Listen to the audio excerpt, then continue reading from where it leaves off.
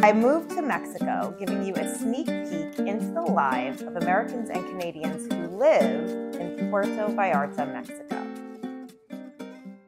We're here today with Annie McDonald, who is originally from Calgary, Alberta in Canada. So Annie, can you tell us a little bit about yourself and, what brought you to the point where you decided to move to Mexico? Yeah, my son's dad had been trying to convince me to move to Mexico for quite some time. He wanted to get to experience the lifestyle and the lifestyle for his son, and I was 1,000% not on board for it for a really long time. And then, like a lot of countries, the landscape changed with COVID drastically. And it just kind of got to the point where we couldn't go anywhere. We couldn't go into restaurants. I couldn't take my son swimming. I couldn't take him to movie theaters. I couldn't do anything with him, and it's freezing cold. So our main option was to play outside in the cold. And the topic of moving to Mexico came up again. And I researched everywhere but Mexico.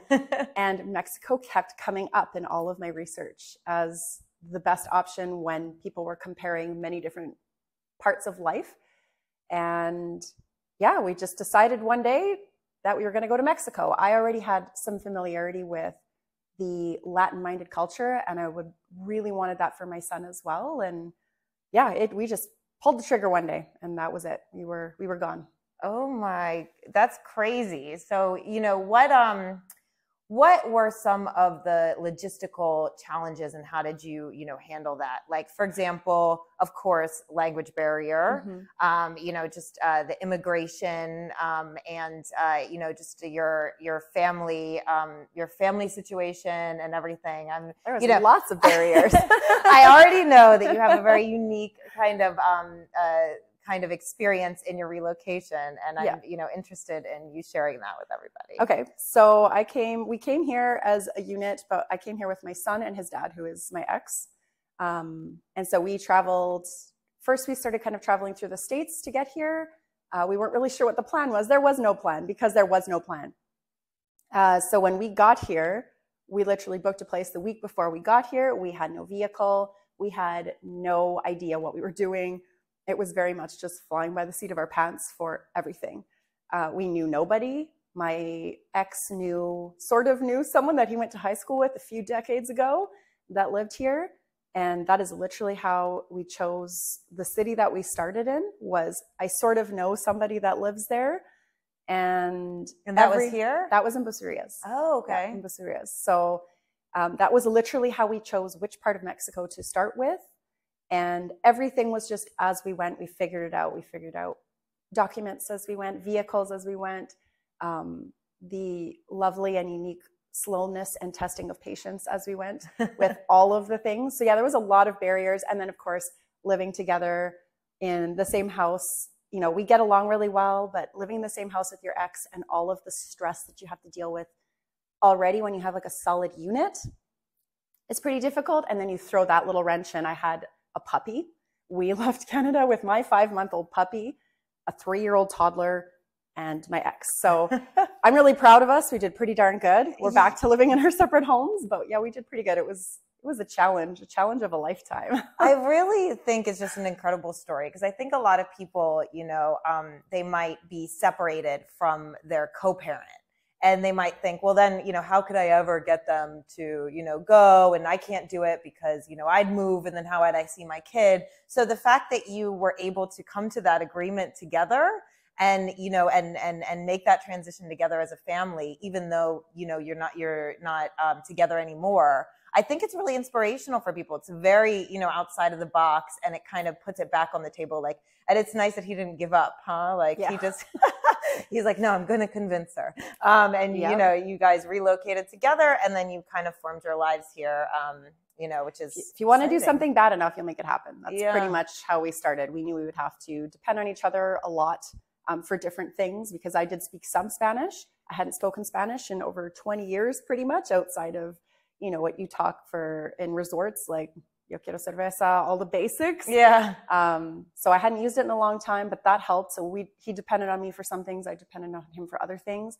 And it was very much just, if we want to make it work, we'll make it work. We'll make it work. We did for 10 months, living together, traveling together, figuring it all out together.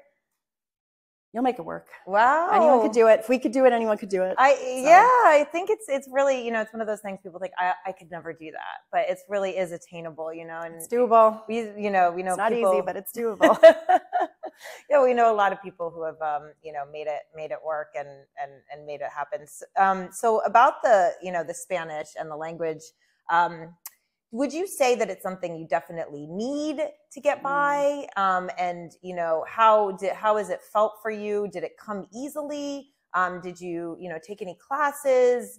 What did you kind of do to adapt to Spanish? I feel like you've only been here for a year, but you seem to have a good grasp on it for somebody that hasn't spoken for 20 years. So it's impressive, and I think that's interesting also for people to hear about.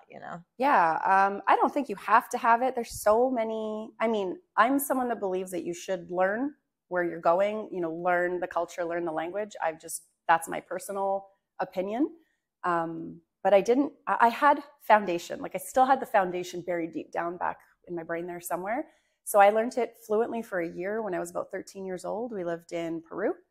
And then we didn't speak it at home. We didn't speak it, again, outside of a couple trips here and there. I would practice it in my car by myself. I don't know why, because nobody was there to judge me and I didn't feel embarrassed by it. I haven't taken lessons here. It's just literally been learning by going like headfirst into everything, learning through embarrassment, realizing that there's words that were used that I learned that aren't used here or don't have the same meaning here. Yeah. Have very different meanings here. And if that's it, I know my son's dad is taking lessons and he's picking it up, but he wants to. So if you want to, you will. And that's it. I might do some lessons at some point to get more formal, like the writing. I never learned how to write properly.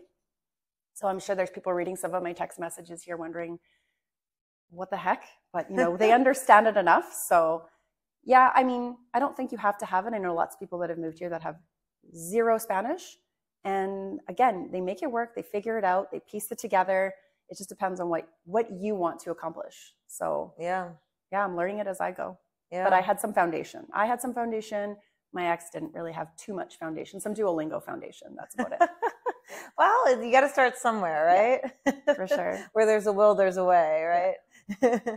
So, what about, so you're a year in, you've made this commitment, you've jumped through, all the kind of hoops and hurdles that you have to make it here and to kind of start to get settled. And what would you say, what's your perspective on it so far? Has it been worth it?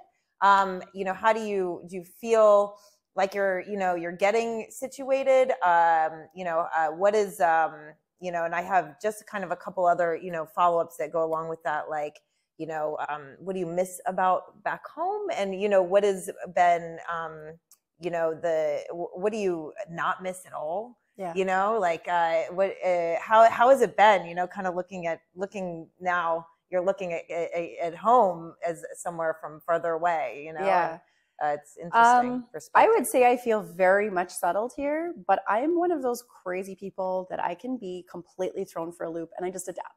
So for me, I knew that was, I'm not going to say it would be easy. I just know that I eventually even out no matter where I am. Yeah. I know not everybody is like that, but like I said, if you want something to happen, you just make it happen. You figure it out as you go.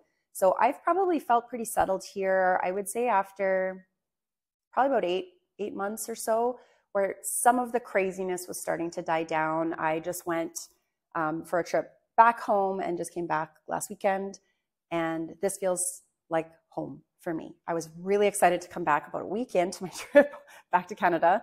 I mean, I wouldn't say it's easy. It hasn't been easy, but not bad. It's just, I think that's like anywhere. I think that even people moving to Canada, they tell you this is frustrating, this is hard. It's really no different. It's just in a different country, in a different language. It takes time to figure out the ins and outs, the loopholes, the things you can live without or can't live without, no matter where you go, even if you're coming from another country to Canada. So, but we moved a lot when I was growing up. So I moved to multiple different countries of the world. So I knew some of that, but from a child's perspective, I didn't have wow, I have to do grown-up things like paperwork and stuff like that. It was very different. It's been totally worth it. I'm really content. I'm really happy. My son is really content. I mean, he doesn't really have much memory before because he was 3 when we got here. So this is kind of what he knows and what he loves, and he couldn't wait to come back to the heat. I definitely don't miss the cold. I was never born for that. Oh, me either. I feel you on that. Yeah. What were some of your other follow-up questions with that? What you miss the least, like the cold. I guess, and what you miss the most. So what I miss the least, the cold. The way of life is very different, and the mentality of people is very different. It's not to really bash one or put one above the other. Here, what I love a lot is it's a very live and let live mentality. I have a lot of friends here that have different opinions on many things, and that's cool. Your opinion has no negative effect on my world. That's great. Our kids get along. So when are we getting together for a play date? Yeah. Whereas it was a very different way of living in Canada. This was even before COVID. This is before I learned these things becoming a mom. It's like, oh, you have a different opinion than me. You're a bad mother. It's like, oh, okay, interesting. It's very much a live and let live. So I don't miss that, and I don't miss the cold. And again, it's a generalization. Yeah. But I think that's a really good point, and I never thought of it like that. But it's really true that things are just the diversity of of thoughts and opinions and people in an international community is just so much more vast, all of the differences. So you just accept it and, you don't dwell on it. Whereas, when you have just a couple different mindsets, people just tend to group in those mindsets. Totally. And it's just, it's very divisive, and it's a lot less like that here. It is. And I don't know, I struggle with this sometimes. I wonder if that's just the kind of people that I attract into my world, or if that just is the mentality here. But you're always going to have the people that are the people that are very divisive and whatever. But I just find everybody that I've met here is very much, even though we don't live the same, we don't have similar views on many things. It's just like, you're a great person. That's awesome. I'll meet you by the pool, or I'll see you around. It's true. It's really true. It's the human connection component is just, it's very nice. And then, so what do you miss the most? Is there anything, even if it's like a food or something? Outside of the obvious, my family and my friends. Yeah. I'm a bit of an ice cream snob. I miss having my ice cream. The places that I really loved. I miss some of those really simple little things. I miss winners, the concept of winners. Just being able to go into a store and say, okay, I need a clock for my wall. Go into Winners and you have 50 clocks to choose from for $14.99. Here you go into a store and it's like they have one clock.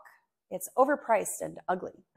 I'll come back next month and see. Or you can go to a high-end store and pay, 5 times more than what I would ever want to pay. Yeah, exactly. So those kind of luxuries or conveniences where you can just walk into a place and find exactly what you're looking for because you have so many options. So many options. It's sometimes overwhelming when you go back. Yeah. Like, I'll come back tomorrow. There'll be different ones, and I'm overwhelmed today. Whereas here, it's the complete opposite. I miss that. But, then on the other side of that, it's really forced me to have to think about, do I really need a clock? Just such simple things where it's like, it took me 3 months to find this. The space is actually okay without the clock. I've kind of learned to enjoy that open space. Yeah. So it's really interesting because while I miss that, it's really forced me to have to think differently about stuff. So, but I do miss, I went back, and the first place I went back to was Winners. And I'm like, look at all the options, but I still don't need any of it. So. I know exactly what you mean. Yeah. Oh man, even the grocery store, I'm like, there's so many different kinds of chip flavors. You know what I mean? Stuff like that. There is a lot more variety. Something so silly. Yeah. Yeah. You miss it, but it's trivial. Don't. Yeah, exactly. At the same time. So can you tell us another thing that I'm just kind of curious about, of course, is just the, and what I think everybody's curious about is the logistics of, what you do to make a living when you're living abroad. Can you tell us a little bit about, what you do, and how you make that work? So when we left, I was consulting, and I had like a complete risk of losing my clients, which I lost one of my biggest clients for quite some time there, which was a huge financial blow, but it was a risk that I had to take. And I just continued doing that. I ended up working still for 3 clients, 2 out of Canada, 1 out of the US, and I do consulting. So I do business workflow stuff. I've been very fortunate that the clients that I have, they know I live here. They know that I still build them out of my Canadian company, and I still do all the legal things. I pay the GST. I pay all my taxes out of Canada right now. I haven't quite done too much research on what the restrictions are on that long term. Should probably do that one of these days. But yeah, I've been working remotely. They see the government sees this video and they're like, yeah. hey, wait a minute. But no, I still do all of the legal things for Canada. I just don't know what the time frame of some of that is. But I've been lucky enough to work remote.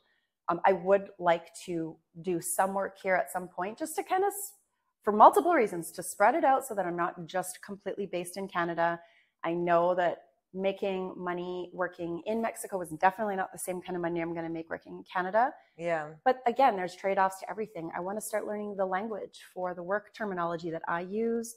The software that I primarily work with does have the entire Spanish, like they work all around the world. I would like to have more connections here. I'd like to work with businesses here. So I will start working on that because you have to have a work permit, you have to have a tax number. Yeah. So baby steps. I've been doing all the baby steps of getting the residency and the bank account and all of that stuff as I go. So that's how I made it work. It's, you know, less hours for sure. It's not like I'm making the same that I made back home. Yeah. But I've been fortunate that I didn't have to continue working that many hours. So I'm kind of in this transition of I'm still doing that, but I would like to start doing some of what I do here and just making my life a bit more here. Yeah. I'm just fortunate that I still get to work remotely for my clients here. Yeah. No, yeah. It kind of makes sense to adapt it to a little bit more of a hybrid model, just to, you know, kind of assimilate more with your environment as you're in Mexico. And it's going to be interesting to see how that kind of evolves. Mm-hmm. You know, you have the idea and I think some things like that just happen organically too. In theory, you meet it sounds somebody. great. Yeah, it does. Yeah, you'll see. I guess we'll see, you know, where that goes. But it seems like, you know, that remote work opportunity is obviously a great opportunity. And also just the transparency factor, I think, is important, because for a lot of times you have to hide that you're working remotely, or I know people that have, and, you know, your company might not know, but you never go into the office or something like that. And I think that becomes stressful, like emotionally and, you know, mentally. Yeah. And it just, you know, when you're transparent about it, there's, you know, you're just, hey, I'm here in Mexico. Yeah, maybe my internet's not great right now, or this or that. And, you know, that's, this is what I'm doing. And I've been really fortunate with the internet thing. I know so many people have asked, how do you function with the internet? How do you function? I'm like, I've lived in 3 places here now so far, and my internet has been solid. Honestly, I don't know if I'm like a rarity, but we haven't had any problems with any place we've lived here. Little blips. And I'm talking when you have 2 people doing Zoom calls and our son is watching Netflix streaming. Right. So you have basically 3 things streaming in your house. We would make sure that really important meetings weren't happening at that time. But then we know lots of people that have really struggled with it. When you're working online, you need solid internet. So I don't know. We've just been fortunate. Again, if you want something bad enough, it's going to work out. You missed the beginning of Kalele, which is where we live. And this is how I met Annie as well, because we have all lived in the same area in Mezcales. And at the very beginning, there was no internet. Oh my gosh. Nope. And we all just used our, you know, our phone data and stuff. But that was more of like the development and construction stage than it was, you know, Mexico. It's true. And now we have a solid connection. And usually I'm meeting somebody in the States or in Canada on Zoom, and they're the ones that are, you know, breaking up. Yeah, and I'm like, well, I'm sorry, fine. My internet sucks today.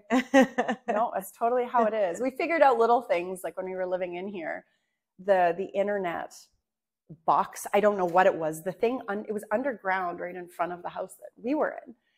And we figured out at some point that a lot of the issues were a literal loose cable. And so we would just flag down the internet. I'm like, hey, can you come fix this?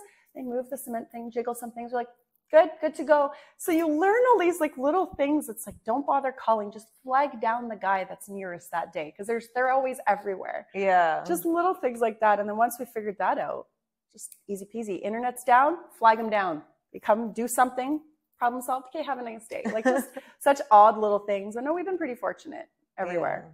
So yeah, and there's a community and people, you know, help you out and stuff too. Yeah. So I think that mostly covers it for today.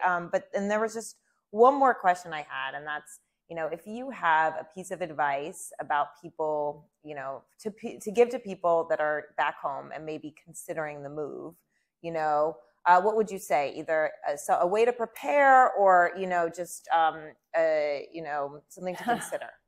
I guess it's advice, and to some it might sound pessimistic. Expect nothing to be the same. If you go in with that mentality, I find that a lot of people, I think, have an expectation that living in another country is a specific way, especially Mexico. I've talked to lots of people about this. I think they think it's supposed to be one way, but absolutely nothing seems to be the way that they expected. And if you kind of set aside your expectations, things will be a lot easier. And that's to kind of prepare people for the patience that you have to have with something that should have taken you an hour back home could take you 3 days to accomplish here. And that stuff is super frustrating. But if you know that going in, you still might get frustrated, but it helps a lot if you know, and not to like program yourself to be pessimistic. It's just like, okay, this should be easy. It might not be, but just to have very little expectation on everything. If you let that go, things get a lot easier to handle. And I'll flat out tell people this isn't for everybody. Like, this massive change is not for everybody, but you won't know till you try it. It's so true. And there is a learning curve, you have to prepare. Mm-hmm. It's going to take longer at first, and you were saying a year in and you're kind of feeling more adjusted. Like, I felt, I've been here for 6 years and I felt like maybe around the 5-year mark, I finally started feeling like, okay, I have a good grasp on things. So, and it's that patience, which I think you also, brought up, is so important too, And I wouldn't use the 8-month thing as a normal, like a normal time frame. I think what we learned in talking to other people, because we grew up overseas and moving a lot, was it typically takes a solid 2 years to feel settled. So when I say I feel settled, I don't have everything set up and done yet. Like, I'm still working on stuff, but my mental state feels in a much better place to then continue doing some of the stuff that I need to do. So I should define what my version of settle. I don't have all of the things figured out. There's some stuff where I'm like, how have I not done this yet? And there's other things I'm like, I can't believe I've got that accomplished. So I think it takes like a solid 2 years until you start really finding your community. You start, all your stuff is kind of set up and functioning. Yeah. But for me, the mental thing is, okay, I'm good. I feel like I'm not in total survival mode. That's what I mean when I say I feel more settled after the 8-month point. That's what it was I'm a little out of survival mode. Yeah. And I think that's it, adaptation and giving yourself, the time and being patient. A lot of patience. Not having some really high expectations that you're going to dive in and just immediately resume the same pace of lifestyle that you had back home. Like, there's an adjustment period for sure. Yes. All worth it though. It's all been worth it. Yeah, it really is. Well, awesome. Thank you so much. Thank you. I appreciate your time. It's been nice. Yeah. Thanks for coming out. And if you're interested in learning more, make sure to subscribe and also follow our blog at Dyanimite.com.